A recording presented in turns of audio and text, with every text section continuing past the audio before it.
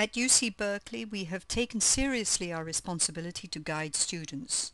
They are our future heritage managers, to guide them through the real-world practices of documenting and representing cultural heritage. Since 1998, we have been teaching courses at the Multimedia Authoring Center for Teaching in Anthropology, otherwise known as the MACTEA, helping students to create hypermedia non-linear narratives, linear narratives as movies, or combinations of these. One such course, for example, in the spring of 2004, Meg Conkey, Michael, Ashley and I taught as a large undergraduate general education course called Cultural Heritage in a Digital Age. This website, created by one of the sections about Stonehenge, shows some of the focuses of the course: preservation and conservation, stakeholders, representation and documentation, global landscapes.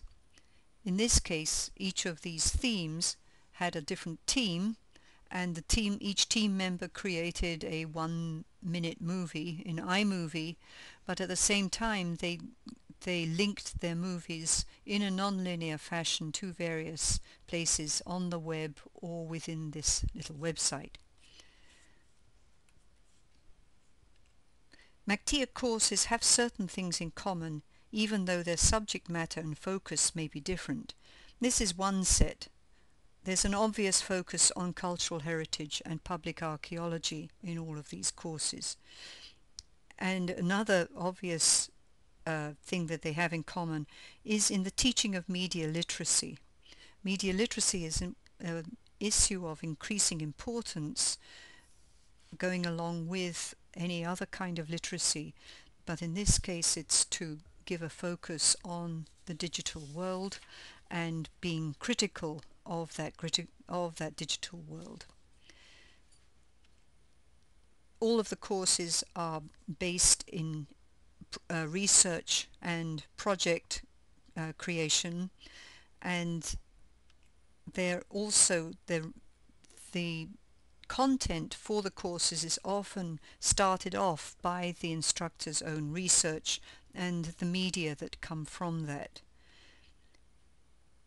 We are also given emphasis on information literacy, including intellectual property issues, and in this we are encouraging the students very strongly to be able to cite their sources for their media and to be able to say what kinds of permissions they have, and to be able to actually attribute to the originator of the media, some kind of citation. There's a focus on content rather than high-tech wizardry in the courses, although some of the more recent courses, such as the laser scanning ones, definitely have that. But we always encourage students who have no skill levels in digital technology to take our courses and to feel empowered whatever their level. In these courses, although finishing the project and having some kind of end product is important, we feel that often there's more creative satisfaction gained from the process of creating the project rather than just thinking about the finished project itself. Starting in 2003, especially at the initiative of Michael Ashley, we began to develop these courses into sets or sequences in which students would accumulate skills and experience and be ready to put them into practice in real-world situations. That is, that they would be employable in jobs. These courses focused especially on following through best practices, from the recording of data in the field, in excavations, mapping, survey and lab work, for example, to the archiving and representation of those data digitally. Many of the students have successfully been through such sequences, participating in field projects, for example, at Çatalhöyük in Turkey, Tambo, Colorado and Peru, and on the UC Berkeley campus itself. They have courses which prepare them for this in the MACTEA, and then courses after the field experience as follow-up courses, again in the MACTEA lab. The courses that we have brought to the Presidio are very much an extension of this enterprise. You can see the commonality in most of the courses that we teach in having an emphasis on real-world practice and skill building, on team collaboration. We're very interested in encouraging students to be playful and to think about, not take themselves quite so seriously, and to think about themselves as constructive critics of the media in their own creations. There's a focus in our courses on the repurposing and remixing of existing data and media by which the media is and the data itself are kept alive by the remixing and juxtapositioning and reuse by other users. We also are great supporters of the democratization of technology, and especially in terms of open source and open knowledge movements. There's a long history of collaboration between UC Berkeley and San Francisco Presidio, between the archaeologists of these two institutions.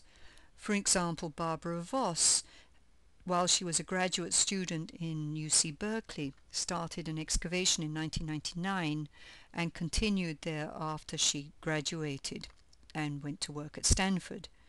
Intensifying again with digital recording with students, we started in 2005 a new collaboration which was especially focusing on such things as multimedia and laser scanning.